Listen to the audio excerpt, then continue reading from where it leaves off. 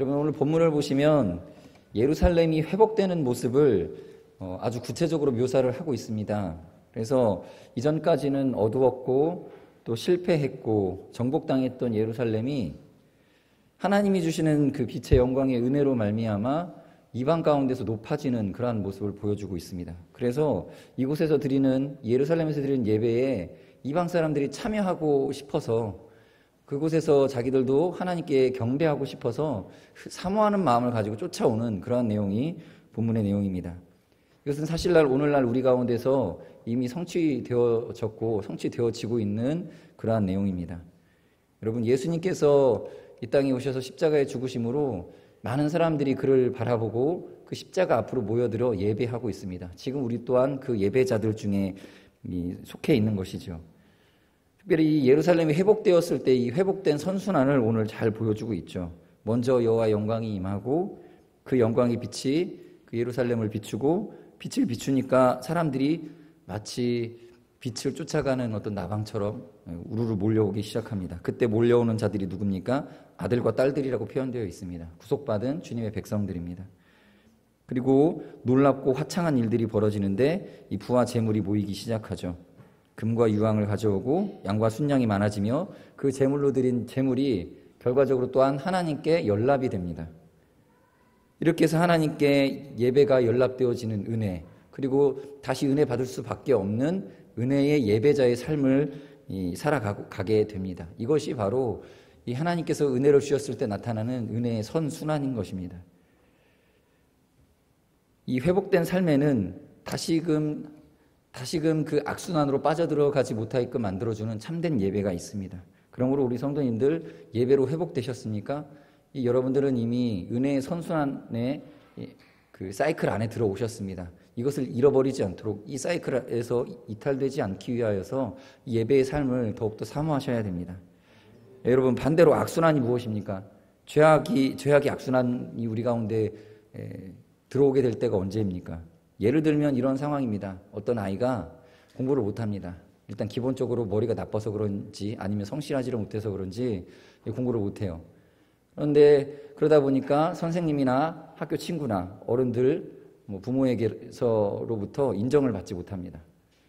그러니까 더더욱 공부는 재미가 없는 것이 되고 컴퓨터 게임을 이제 즐기다 보니까 컴퓨터 게임에서는 조금만 잘해도 이렇게 영어로 success 하고 뜨고 성공, good, great 칭찬하는 셀러브레이션이 나오죠. 그런 화면들을 보면서 자기를 인정해 주는 것 같은 기분을 느낍니다. 예. 그렇게 돼서 또 다시 게임에 몰입하게 되어지죠. 그러다 보니까 자연스럽게 또 공부하는 거리가 멀어지게 됩니다. 그러니까 또 다시 게임에 몰입하게 되고 악순환이죠. 이 악순환에 빠지면 빠져나오기가 쉽지가 않습니다.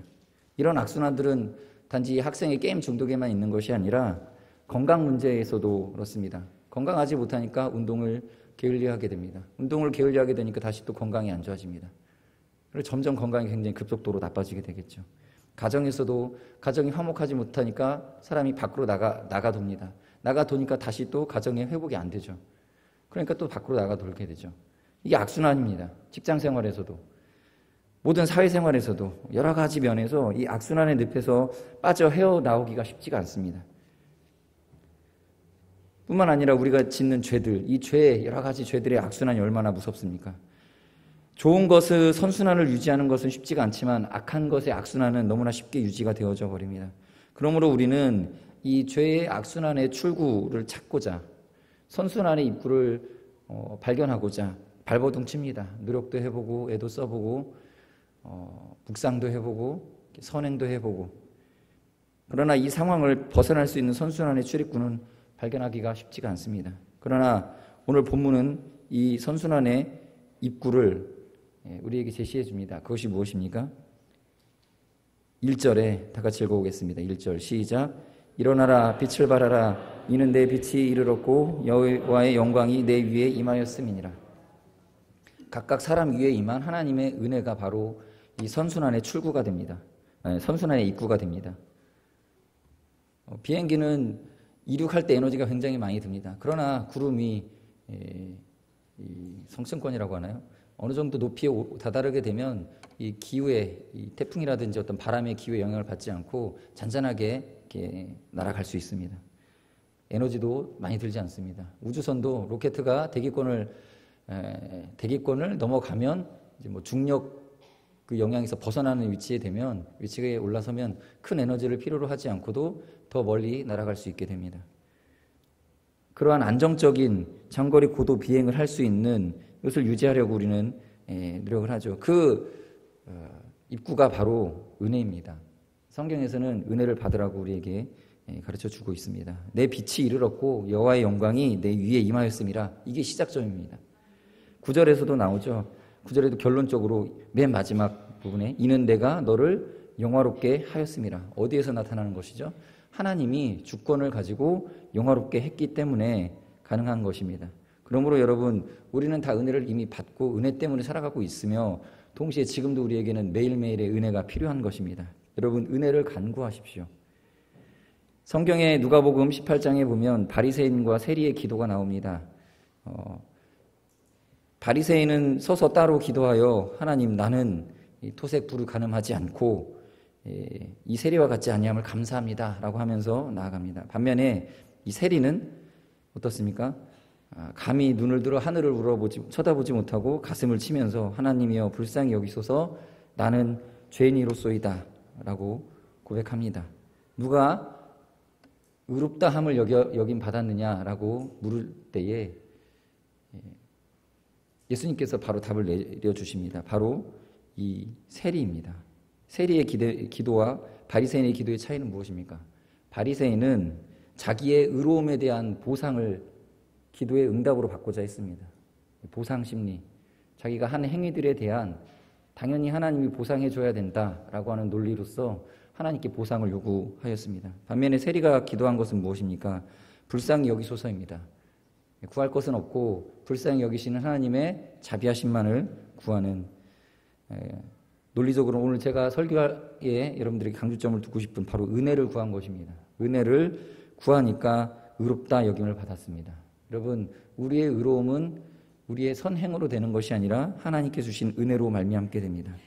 그러므로 지금 여러분들 생활이 다른 어떤 세상 사람들에 비하여서 온전하고 안정적이며 물질적인 면에서나 건강적인 면에서나 축복 가운데 있다 하여도 그것의 근원은 우리 자신의 선행이 아니라는 것을 인정하시고 하나님의 은혜에 감사하는 생활을 하셔야 됩니다. 이러한 세리와 같은 자세가 바로 하나님의 영광의 빛을 받는 자세입니다. 그런데 하나님께서 이런 우리들에게 오늘 본문 1절에서 은혜의 이 빛을 비추라고 명령하십니다. 그 이유는 무엇입니까? 우리가 받은 은혜를 증거하는 데 있어서 우리가 주저할까 봐 그렇습니다. 내가 이거 자랑해도 될까? 내가 이것을 사람들에게 나타내도 될까? 왜 자랑이라고 생각하고 왜 이걸 알려도 되는지 고민을 하게 되죠? 이거 지금 자신이 받은 것이 보상이라고 생각하니까 이것을 드러내면 자기 자랑이 될까 봐 겸손한 척하려고 감추게 되는 것입니다. 착각 때문에 당연히 증거해야 될 것을 자랑이 될까 걱정하고 있는 것입니다. 여러분, 이것이 은혜라고 생각한다면 이것 때문에 걱정하고 염려할 필요가 없습니다. 은혜가 아니라 보상이라고 여기니까 낮춰야지, 그렇게 인격적으로 사람들 앞에 더 옳게 보여야지 하는 마음이 생기고 이러한 염려가 생기는 것입니다. 우린 이런 식으로 하나님께서 비추라고 하는 빛을 너무나 많이 감추고 가로막고 살아가고 있습니다. 우리가 그 빛을 있는 그대로만 비춘다면 이방에서 먼 나라에서 사람들이 찾아오는데 그들이 하나님을 바라보게 하는 이 빛을 우리가 우리 스스로 우리 자신을 위해서 감추고 있는 것입니다. 여러분, 이 모든 영광은 우리 것이라고 착각해서는 안 됩니다. 하나님께서 우리에게 비추라고 청지기인 우리에게 맡겨주신 것입니다. 우리는 하나님이 주신 기독교인으로서의 영광을 가지고 있습니다. 여러분, 은혜를 하나님께서 그렇다면 이제 누구에게 많이 주시겠습니까? 여러 사람들에게 은혜를 주어 보았는데 은혜를 자꾸만 감추고 숨겨두는 사람에게 은혜를 더 주시겠습니까? 아니면 은혜를 있는 그대로 정직하게 드러내 보이는 사람들에게 은혜를 주시겠습니까? 여러분이 주인이라면 누구에게 여러분의 가장 귀한 것들을 나누어 맡기겠습니까? 정직한 자입니다. 잘 흘러가게 하는 자. 받은 은혜가 그대로 있는 그대로 사람들에게 흘러가게 하는 자. 자기가 모아놓고 아껴두고 자기가 통제하고 제어하려고 하는 자가 아니라 그것을 흘러가고 넘치도록 나누어 줄 수 있게끔 열어놓은 자에게 하나님께서 은혜를 주십니다. 요셉은 꿈을 꿉니다. 사실 그가 자기 자신에 대한 그 길몽이죠. 자랑같이 여겨지는 이 꿈인데 이것을 형제들한테 말하는 것이 형제들에게 미움받는다는 사실을 요셉이 몰라서 그렇게 자랑하듯이 드러냈을까요? 그로 인해 결국 미움을 받고 종으로 팔리는 불이익을 당했지만 본인에게 보여주신 하나님의 은혜에 대해서 감춰둘 수가 없었던 것이죠. 여러분도 하나님 말씀을 꿈이나 환상으로 만약에 보게 된다면 결코 감출 수 없고 숨겨둘 수 없는 강력한 하나님의 주권을 경험하게 될 것입니다.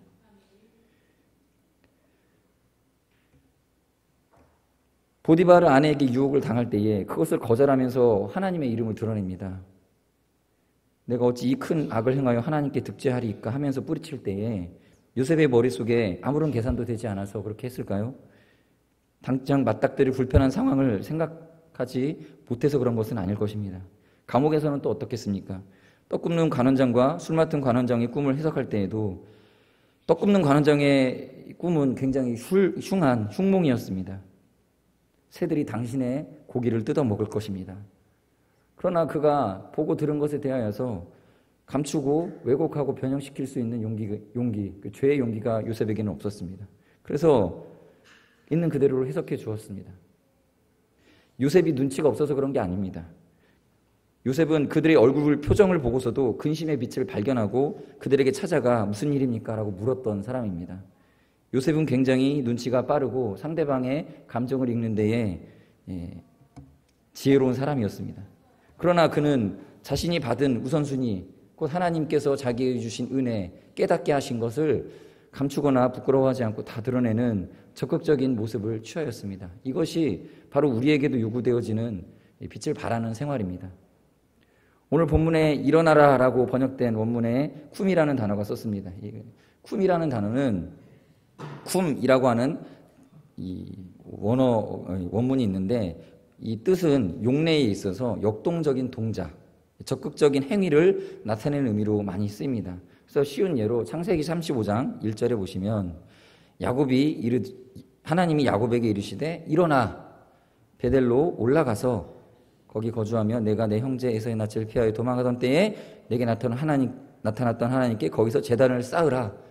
그러니까 일어나라라고 하는 얘기는 뭐냐면 지금 야곱이 앉아 있었기 때문에 일어나라는 얘기가 아니라 이 행동을 하는 데 있어서의 적극적인 자세를 취하라는 뜻이죠.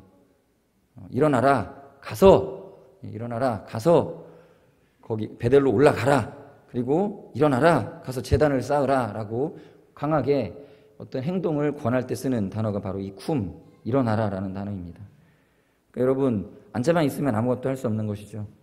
오늘 본문에서 우리에게 행동을 촉구하고 있습니다. 여러분들이 빛을 받았다면, 하나님의 계시를 받았다면 그 빛을 비추기 위해 움직여야 함을 가르쳐 주는 것입니다. 마태복음 5장 16절에 보면 다 같이 읽어보겠습니다. 시작.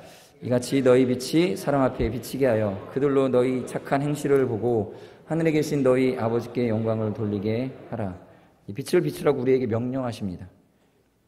이 빛을 비추는 것은 어려운 일은 아닙니다. 우리가 우리의 모습을 사람들에게 그대로 드러내면 됩니다. 하나님의 말씀을 받은 사람은 나가서 사람들과 대화하면 됩니다. 활동을 하면 됩니다. 자연스럽게 드러날 수밖에 없습니다. 모세가 하나님과 대면하였을 때 얼굴에 빛이 가득하게 배어버렸습니다. 그러자 그것을 드러내기 위해서 어떤 행동을 취하지 않았죠. 오히려 얼굴에서 빛이 나는 것을 사람들이 너무 많이 보고 나타나게 되니까 이것이 본인에게 있어서 약간의 부담이 되었던지 수건으로 얼굴을 가렸죠. 여러분 우리는 하나님의 빛과 은혜를 경험한 후에 그냥 세상 사람들에게 나아가시면 됩니다. 조금 더 지금보다 적극적으로 드러내시면 됩니다. 여러분 자신을 그대로 나타내시면 됩니다. 왜냐하면 우리에게는 하나님의 영광이 함께 계시기 때문입니다. 하나님은 우리에게 능력을 주시고 생명을 주셨습니다. 강력한 믿음도 주셨습니다. 그런데 기독교인들이 세상에 나가서 사람들을 대하는 태도가 문제이죠. 분명히 하나님이 주신 지혜와 은사와 영감이 있고 성령의 임재도 가득한데 소극적인 태도를 가지고 사람들을 대합니다. 나서기를 싫어합니다. 나타내기를 두려워합니다. 마태복음 25장 25절에 보면 한 달란트 받은 사람의 태도를 결론적으로 이렇게 스스로 증거하죠. 두려워하여 나가서 당신의 달란트를 땅에 감추어 두었었나이다. 보소서 당신의 것을 가지셨나이다.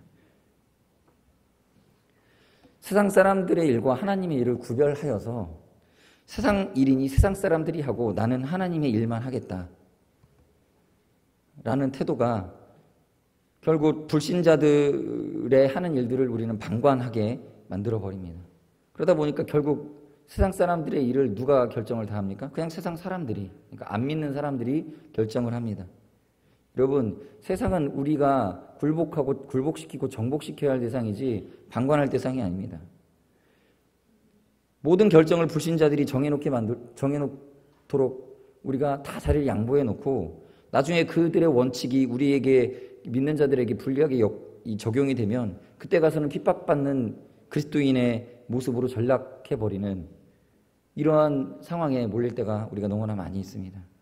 제가 대학 때 1학년 때 오리엔테이션을 갔는데 그때는 그래도 과 선배들 중에 믿는 분들이 좀 한두 명씩 몇 분씩 계셔서 그들이 그 전체 오리엔테이션을 준비하는데 조금씩 가담을 했습니다. 그러다 보니까 그때 오리엔테이션에 뭐 레크레이션도 있고 공동체 훈련도 굉장히 건전했습니다. 그리고 막판에 잠깐 그 애주가들이 있기 때문에 잠깐 양보를 해준 게 뭐 술자리 하는 거 이제 교수님들이 오시니까 술 마시는 자리를 양보를 해드리는 수준에서 그렇게 아주 건전하게 진행을 했었는데 지금은 이 학생들이 오리엔테이션을 하는데 그 오리엔테이션을 하는 목적 자체가 벌써 술자리입니다. 술을 마시기 위해. 동아리 왜 들어가는지 아십니까? 동아리에서 술 모임 하려고 동아리를 만들어 놓고 대기하는 사람들이 있습니다. 이 자리를 다 그냥 세상 사람들에게 다 내주어 버렸습니다. 그러다 보니까 모든 결정권이 믿지 않는 자들에게 들어가 버린 것입니다. 지금은 교회에서부터 이 아웃사이더가 되는 버릇이 우리 젊은이들에게 많이 침투했습니다. 어딜 가나 따라가는 위치, 숨어있는 위치에서 편안함을 느끼는 것에 아이들이 익숙해져 버렸습니다. 심지어 우리는 조금 나서는 것을 교만한 것이다라고 오해하고 있는 것 같습니다. 이런 문화를 우리는 지향해야 됩니다. 그래서 여러분, 교회에서 좀 튀고 나서려는 사람이 있으면 미성숙한 처사로 치부하고 어디 얼마나 잘하나 보자 하고 기다렸다가 그가 실수하거나 좀 부족한 모습을 보이게 되면 그때 조용히 불러다가 훈계를 하는 이런 문화가 있습니다. 그렇게 상대방의 실수 타이밍을 잡아 훈계하는 것이 어쩌면 굉장히 좋지 못한 우리의 문화인지도 모르겠습니다. 앞장서서 책임지고 좋은 길을 모색하기 위해 노력하는 것, 시행착오가 있을 때에는 그것을 공동체의 책임으로 돌려 같이 이 문제를 해결해 나가는 것, 이러한 문화로 바뀌어야 되는데 이 교회 문화 속에서 빛을 발하는 것보다는 감추고 소극적인 태도가 겸손이고 하나님께 은혜 받는 방법인 것처럼 그렇게 우리가 습관이 되어진 경우들이 많이 있습니다.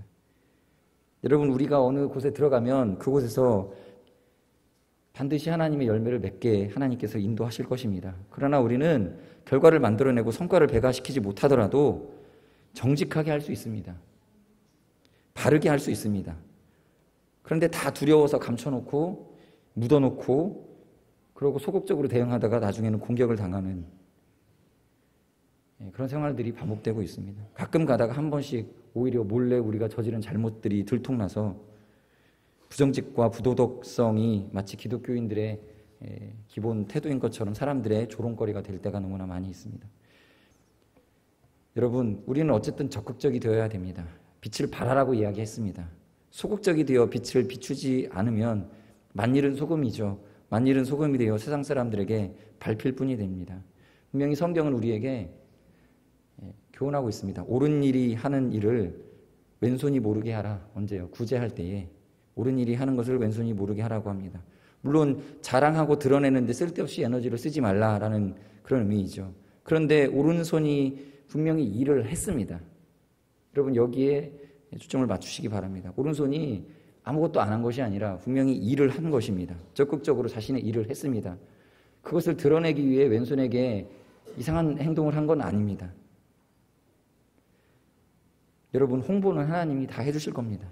열심히 선한 일들을 하시면 됩니다. 마태복음 5장 15절 아까도 읽었지만 다시 읽어보면 사람이 등불을 켜서 말 아래 두지 아니하고 등경 위에 두나니 이러므로 집안 모든 사람에게 비치느니라. 여기서 사람은 바로 주인이죠. 하나님이십니다. 등불은 우리입니다.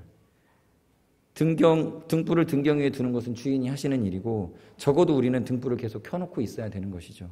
우리는 우리의 일을 해야 됩니다. 등불은 강력한 이 빛은 아닙니다. 조명탄처럼 환하게 비춰지는 불도 아니고 횃불처럼 커다란 불도 아닙니다. 우리가 꼭 실적에서 1등이 되지 않아도 된다는 얘기죠. 우리 자신에 있는 그대로 우리의 실력만큼 정직하면 됩니다. 기독교인들이 세상에서 빛이 되는 방법은 1등이 되는 것이 아니라 정직하고 바르게 주어진 일들을 성실하게 바로 잡아가는 것입니다. 그래서 기독교인은 가능하다면 성실과 정직이면 인정받을 수 있는 그러한 자리를 사모하시고 적극적으로 나가셔야 됩니다. 성적이 1등이 아니라도 괜찮습니다. 영업 실적이 최고가 아니라도 괜찮습니다. 우리의 빛은 은혜를 받은 자로서 사람들을 위로하고 약한 자를 돌아보고 이 세상이 승자 독식의 세계로 변질되고 하고 있을 때에 패자들을 위로해주고 소비자들을 속여서 이득을 추구하기보다는 정직과 신뢰의 효과를 드러내는 일들을 하고 있다면 우리는 지금 빛을 비추고 있는 것입니다. 예수 믿고 변화된 자기 자신을 세상 사람들이 경험할 수 있도록 어떤 허풍을 떨 필요도 없습니다. 우리가 다 장담할 수도 없는 소망을 부풀려서 사람들에게 과장할 필요가 없습니다. 헛맹세하는 게 아닙니다. 그냥 우리는 예면 예, 아니면 아니요 하는 태도로 잘못된 것이 있으면 또 실수한 것이 있으면 정직하게 그것을 인정하고 승부에서 우리가 패했을 때는 승자를 인정해주고 이겼을 때는 패자의 부끄러움을 감춰줄 수 있는 그런 속 깊은 태도를 보여준다면 우리는 세상에 이미 빛이 되어 있는 것입니다. 세상 부모들은 자녀를 양육할 때에 결과의 욕심을 부릴 수밖에 없죠. 자식은 쉽게 비교의 대상이 되기 때문이죠. 그래서 바득바득 공부시켜서 결과를 내는 쪽으로 유도를 합니다. 그러나 우리는 우리 교회에서 우리 아이들, 우리 젊은이들을 양육하고 기를 때에 칭찬의 포인트를 바꿔야 됩니다. 이 아이가 1등을 했기 때문에 어떤 성과를 좋은 걸 냈기 때문에 칭찬하는 것이 아니라 그 과정 속에서 착하고 정직하고 성실하게 임했기 때문에 그것을 칭찬해 줄 수 있는 우리 모든 성도님들, 교사분들이 되시길 바랍니다. 아이들이 세상 속에서 이렇게 결과에 연연하다 보면 의리도 없고 신의도 없고 나눌 줄도 모르는 이러한 모습을 은연중에 몸에 배게 됩니다. 그래서 사람들에게 기독교인들이 손가락질을 당하게 됩니다. 레위기 23장 32절에는 이렇게 말씀하고 있죠. 너희 땅에 곡물을 벨 때에 밭 모퉁이까지 다 베지 말며 떨어진 것을 줍지 말고 그것을 가난한 자와 거류민을 위하여 남겨두라. 나는 너희의 하나님 여호와이니라. 남겨두라고 얘기합니다. 여유를 가지고 살아가라는 얘기죠. 조금 남겨둘 수 있다면 여유를 가지고 얼마든지 다른 사람들이 그것을 취하여도 그냥 내버려 둘 수 있는, 이것이 만약에 실적을 위해서 아둥바둥했다면 이 한 톨의 쌀알도 우리가 흘릴 수 없는 것이겠죠. 그러나 실적이 다가 아니라는 것입니다. 하나님은 재물을 많이 가져온 사람을 원하시지 않았습니다. 형편에 따라 첫 열매 11조를 정직하게 드리는 것을 원하셨습니다. 여러분 결과만 놓고 보면 11조가 얼마인 11조를 낸 헌금을 가지고 이 사람이 이게 과연 10분의 1인지 10분의 2인지 아니면 10분의 0.5인지 알 수가 없습니다. 결과만 놓고 보면. 그러나 하나님께서는 다 아시죠. 그게 정직한 건지 정직하지 않은지. 첫 열매를 드린다라고 했을 때도 이게 처음에 맺은 열매인지 두 번째 맺은 열매를 낸 건지는 알 수는 없을 거예요. 그러나 드린 사람은 아는 거죠. 그래서 그 양심을 보는 것입니다. 하나님께서는 사람을 경쟁 붙여서 결과에 많음을 원하시는 것이 아니라 그 과정과 그 과정 속에서 정직과 성실을 원하신 것입니다. 예수님이 열매 맺지 않은 무화과 나무를 마르게 하셨죠. 그때 우리는 너무하신 것 아닌가? 열매 못 맺었다고 마르게 하시는 것. 예수님은 역시 결과를 중심적으로 여기시는구나. 그게 아니죠. 당연히 무화과 나무니까 무화과 나무는 무화과 나무가 해야 될 일을 해야 됐습니다. 그러니까 정직하지 못한 것이었죠. 성실하지 못한 것이었습니다. 무화과 나무에서 포도 열매를 구한 것도 아니고 바나나를 구한 것도 아니셨습니다. 그냥 무화과 나무에서 많은 무화과를 원한 것도 아니고 자신의 마른 목을 축일 수 있는 무화과 몇 개를 원하셨는데 그 열매조차 없었기 때문에 저주하신 것입니다.